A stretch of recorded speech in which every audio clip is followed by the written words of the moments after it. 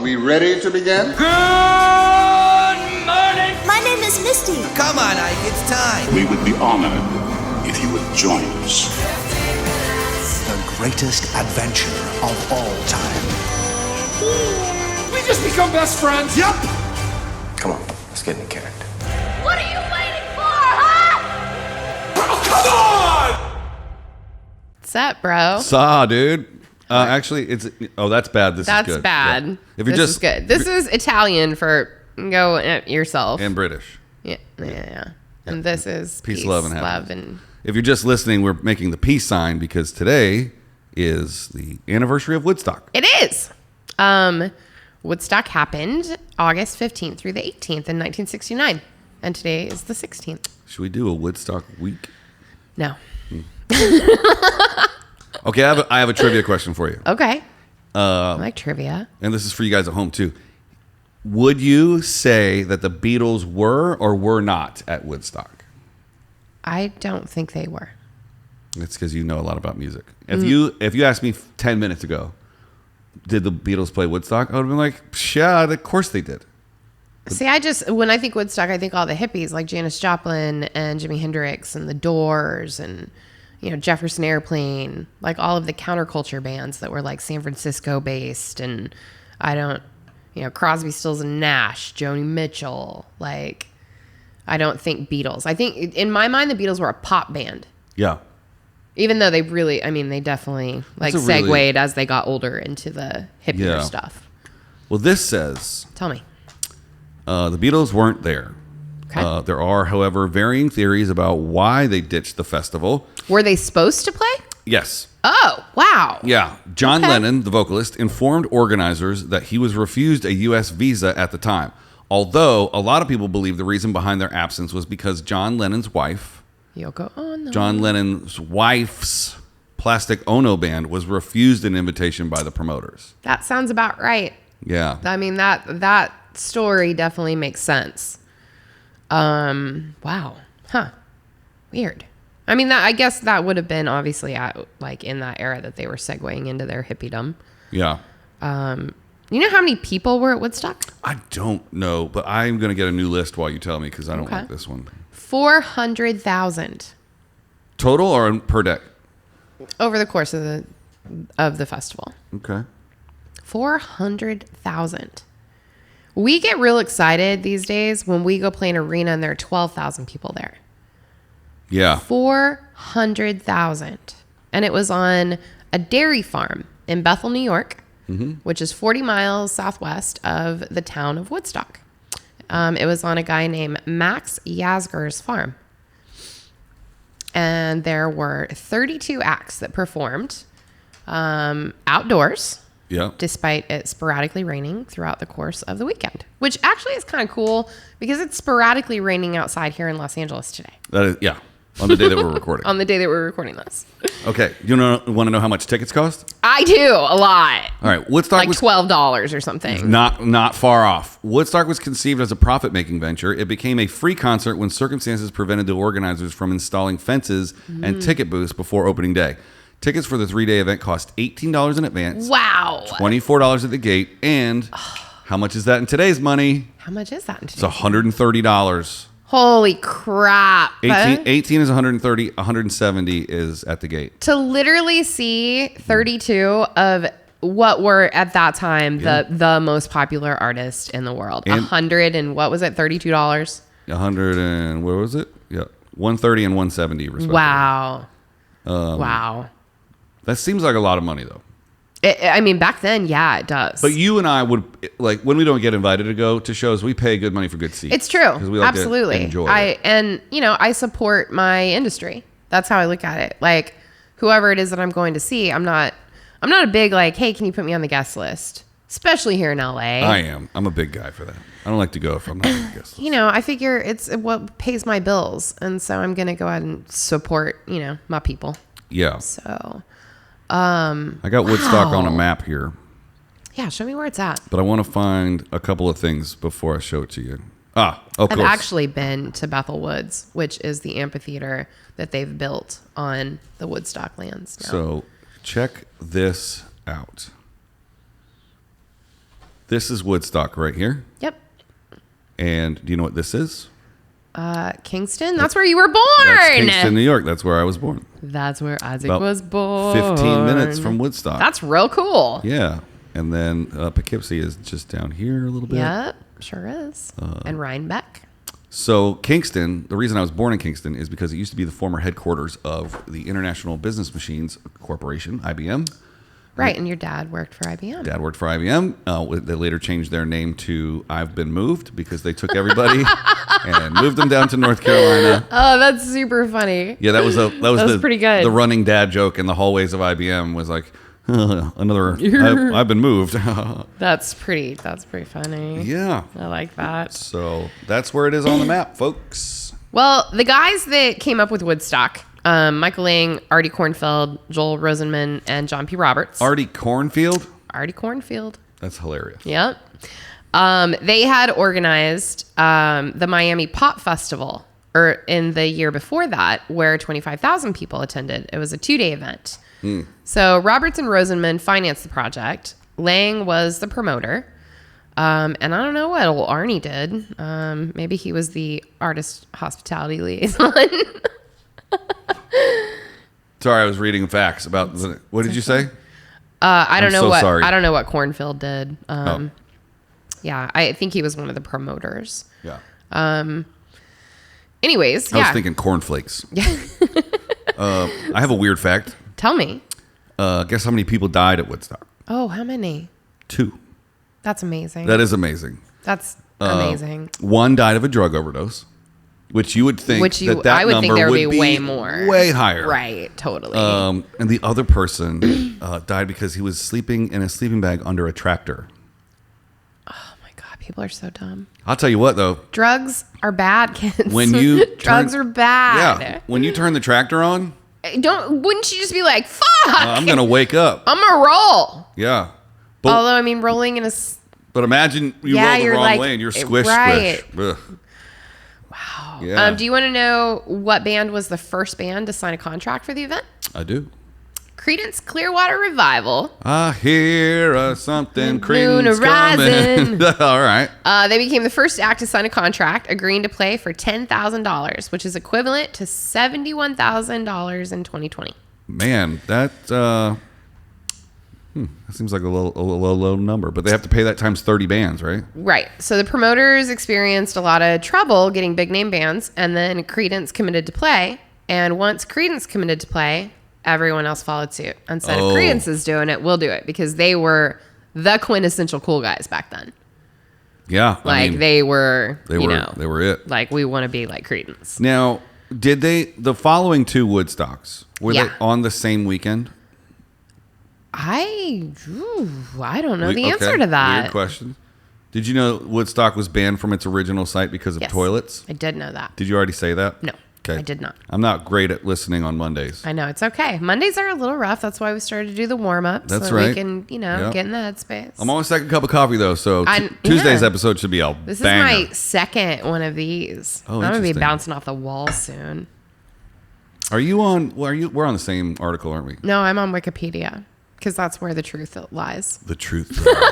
Because it can't be completely augmented by anyone with an internet connection. Right. Did Have you you know ever that? tried to alter a Wikipedia?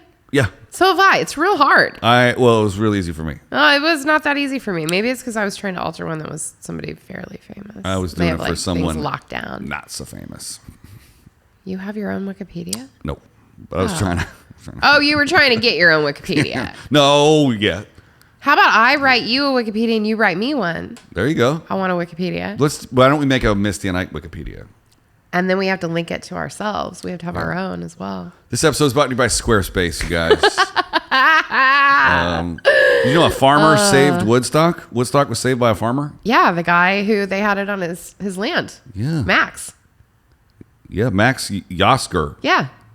Can you imagine having a 600... Yeah, because they couldn't do it in other places, and he offered up his land and said, yeah, that's fine. Yeah. Like, they had put stop work orders against them. They wouldn't give them permits. Yeah. And I wonder how much they made after the gates came down. Like, all the money they made was in pre-sale, so the promoters must have lost their ass, right? Oh, probably, yeah. I want to find out. Yeah, I would assume so. How much money did Woodstock make? Wow.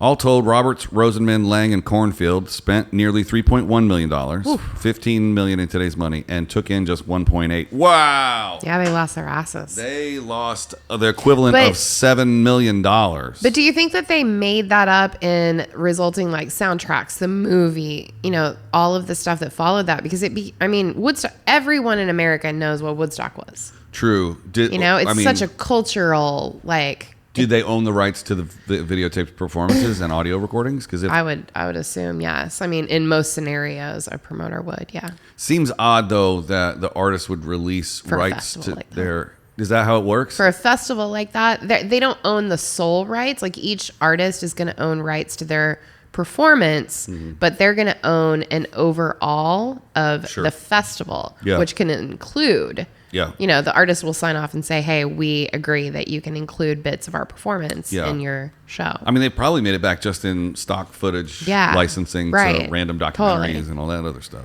Well, I think this is kind of cool. Well, not really kind of cool, but it's interesting. So the morning of Sunday the 17th, in the middle of the festival, New York Governor Nelson Rockefeller called John P. Roberts, one of the festival organizers, and said he was going to send 10,000 National Guard troops.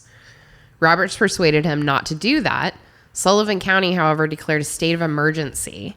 And during the festival, personnel from nearby Stewart Air Force Base helped ensure order and airlifted performers in and out of the concert site. Whoa. Because when they planned this, they thought 50,000 people were going to be there. That's nuts. The audience peaked at 450,000. That's crazy. Yeah. 30,000 people left after Jimi Hendrix played. Well, I got an interesting fact about Jimmy. Tell me. Jimmy made the most money. Yeah, of course. Absolutely. And played for the smallest crowd. Yeah. But I have the list of what everybody, the top 11 numbers. Do it. Tell me. I want to know. You told me earlier that, what's it called? Clearance. Creedence Clearwater Revival. Clearance. Clearance. Clearwater Revival. Yes. 10 grand. Okay. Right, which is $65,000. That's what this list has. It's a little off from what you said. But going back to number 11. Okay. Richie Havens made $6,000, which is $39,000 today. The Who made $6,250, which is $40,700 today. Funny. Canned Heat made more than The Who. Right. Of course, everybody on the rest of this list made more than The Who. Sly and the Family Stone made $7,000.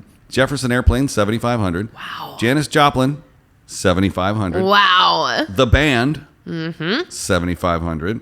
Wow. CCR, $10,000. Joan Baez, $10 grand. Blood, Sweat, and Tears, $15,000, which is $97,790 today. And Jimi Hendrix, $18,000, which is $117,000 today. Can you imagine putting on a show today if Jimi Hendrix was still alive and paying him $117,000? Yeah. The man known as the greatest guitar player of all time. Here's $100,000, basically. Okay. That's such a low number. But to the folks at home and even to me, not being inside your world and knowing what artists play. That seems like a lot of money. Yeah, because to me, I'm like, close. What do I need to do for $120,000? No, we do guarantees for arena shows that are $1 million a night. You think Jimmy is worth $1 million a night? Stupid questions by Ike. Hey. Yes. Like I said, he's known as the greatest guitar player of all time. Yeah, he's definitely. Then there's me. So then there's you, of course. Greatest Do you know bass that player there were two births? I did read that. Yeah. That's so cool. Two people had their babies at Woodstock. And somebody one of them during a birth got shouted out on stage. Right. That kid's going to be a hip cat or something like that. Right? Yeah. One was in a car caught in traffic, and another actually was born in the hospital, but when she went into labor, she had to be airlifted by helicopter. That's crazy. Over the course of the 3 days, there were 742 drug overdoses. But only one of them died. Yes. Yeah, okay. That makes a lot more sense. Now, I think this is really cool. And I don't know if you want to end on this or not, because we're close to 15. So Max Yasgur, who owned the site and let them have the event there after it almost got shut down, he has spoken of how nearly 500,000 people spent 3 days with music and peace on their minds on his land. And this was his statement. If we join them, we can turn those adversities that are the problems of America today into a hope for a brighter and more peaceful future. This was a dairy farmer in the middle of upstate New York. Yeah. That just went, yes, bring the hippie kids. Let's try to understand this. And let's do this thing and try to work together. And then you know what they did after that? Tell me. They spiked all the ice with acid. Yeah! This says that the Who... Yeah! John Entwistle, the bass player of The Who, told Billboard that he decided to have a bourbon and Coke and realized that someone had spiked the ice with acid. The use of psychedelic drugs was estimated to have resulted in 25 freakouts every hour the first night of the festival. That's a low number. That does not surprise me at all. It is not hard to freak out on psychedelics. Yeah. Well, I have a couple of interesting things, some notes about some of the performers. Okay. So Richie Havens was moved up to the opening performance slot because there was a band called Sweetwater that were stopped by the police en route to the festival that were supposed to open it, and other artists were delayed on the freeway. Wow. So Richie Havens was supposed to play later and ended up opening because nobody could get there. That's crazy. Burt Summer received the festival's first standing ovation after his performance of Simon and Garfunkel's America. Ravi Shankar played his entire set through pouring rain. An artist named Melanie was sent on stage for an unscheduled performance after the incredible string band declined to perform during the rainstorm, and she ended up being called back for 2 encores because she was so great. Joan Baez performed 6 months pregnant. Whoa. Country Joe McDonald was brought in for an unscheduled emergency solo performance when Santana refused to take the stage because he was not ready. Joe performed again with Fish the following day. John Sebastian was not on the bill, attending the festival, and was recruited to perform while the promoters waited for many of the scheduled performers to arrive. A band called Mountain. This performance at Woodstock was only their 3rd gig as a band. Whoa.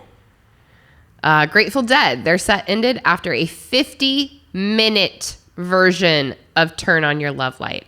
That makes me want to die. Get over yourself. A 50-minute song. Yeah. Fuck you. That is how I feel about the Grateful Dead. Sorry.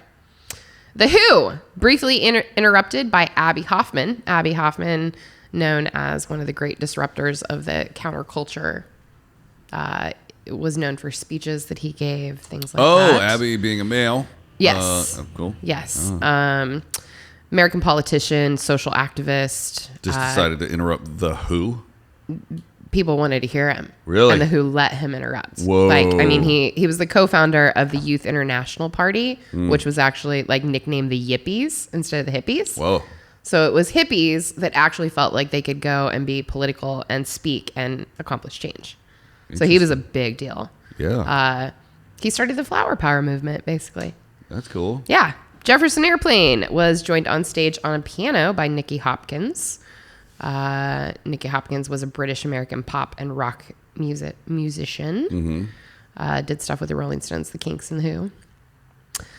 And here is the one I'm going to end on because I absolutely love this.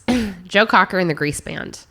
Joe Cocker played with a little help from my friends after, as he is wrapping up that performance.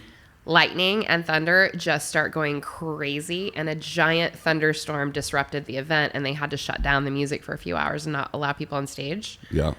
That performance of that song is one of the, you watch it and your whole body, I have goosebumps. Yeah. Even talking about it. It's, first of all, it's one of the most incredible songs ever written. It's just an epic sounding song. Yeah. But all of these people came on stage to sing with a little help from my friends. Isn't it also the theme song to the Wonder Years? Yes, it is. And I was also going to try and make a Thunderbolts and Lightning Queen joke there, but it didn't really work. Do you remember on my podcast when I had my friend Laura Jane come on? I do.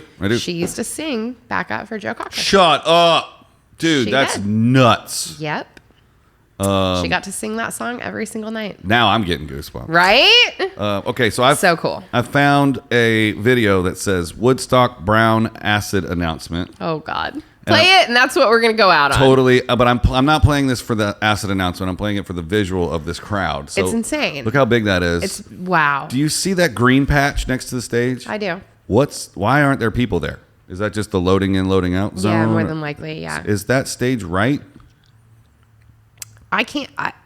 Yeah, you can't tell. I can't get. I mean, I can see all the little trailers and stuff backstage Yeah. and the equipment, but I can't really get a good visual on what the actual stage looks like. All right, we're watching this together and probably getting kicked off of YouTube for this. It's only 23 seconds. Get back to the warning that I've received. You may take it with That's however just a many picture. grains of salt you wish. That the brown acid that is circulating around us is not specifically too good. It's suggested that you do stay away from that. Of course, it's your own trip, so be my guest. But please be advised that there is a warning on that one. Okay. The advisor is a warning on that one. Wow. It's not too good. Yeah. I love that. That's the incredible. perfect politically correct way to go. Like, hey, man, I'm not trying to tell you what to do, but yeah, you may want to stay away from that one. yeah, I wonder if that So announcement great. had anything to do with Almost Famous. There's acid in the red cups. Remember that part when he's at the Probably. party? Yeah. God, I'm gonna go home and watch that tonight. Then he grabs I the always cup, forget what an slams it. incredible movie that Oh, is. it's a masterpiece. Well, That was a I good learned episode. a lot about Woodstock Me today. too, man. That's very cool. Man. One of these days, we're gonna have to do one about the other two Woodstocks because they weren't nearly as cool. Maybe next year. Maybe next year, or on their anniversaries That's if they're also different. true. Yeah. Well, now I know why my mom went and stopped by for a minute. I get it. Yeah, she's 15 minutes down the street. Totally. Yeah. That's kind of awesome. I'm impressed. Actually, I think she still lived in Jersey at the time. I Oh. wonder if she knew then when she went to Woodstock that she'd be living down the street from Woodstock later on in the future after she married my dad. I don't know. Crazy. Actually, pretty cool. Cray. All right. All right. Thanks for listening and watching, everybody. Like and subscribe. It really helps the YouTube algorithm. As my friend Ryan Sickler says, it means nothing to you and everything to us. Not to steal his... Similar to giving us 5-star rating or a review if you're listening. Yeah, that would really... Boy, oh boy, that really helps. Yeah, we like reviews. We do, as favorable reviews. I like bad ones. They make me laugh. Yeah, it helps the algorithm show us to new friends and grows the show. So if you have a minute, please drop us a review. That would be super sweet. That'd be groovy, Super man. sweet. Well, we'll see you at tomorrow's concert, everybody. Okay, bye. Bye.